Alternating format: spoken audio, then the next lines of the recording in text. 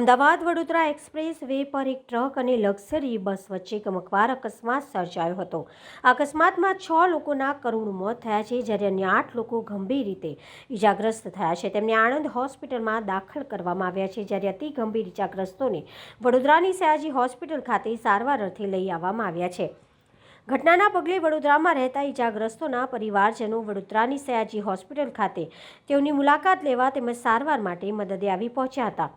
प्राप्त विगत अनुसार वहेली सवारे आणंद नजीक अमदावाद वडोदरा एक्सप्रेस हाईवे पर लग्जरी बस और ट्रक वच्चे गमकवार अकस्मात सर्जायो, जेमां 6 लोकोना मौत थया छे, ज्यारे 8 लोकोने इजाओ पहोंची छे। हजू पण मृत्युआंक वधवानी संभावना छे। आ अंगे मळती माहिती प्रमाणे ट्रकनुं टायर फाटता साइडमां उभेली बसने ट्रके टक्कर मारी हती, जेथी बस डिवाइडर पर बेसेला लोको पर फरी वળી हती। आ घटनामां 6 लोको कचड़ाई जता तेमना मौत थया छे, ज्यारे अन्य 8 लोको इजाओ पहुंची है।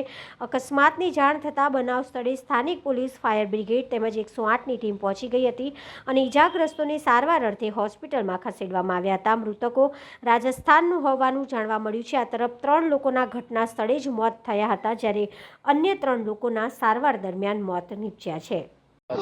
जो बताया आपने जो पता वही बताया। सर, बॉम्बे से राजस्थान जा रहे थे, राजसमंद जिला उनका संतोष देवी नैना देवी थी।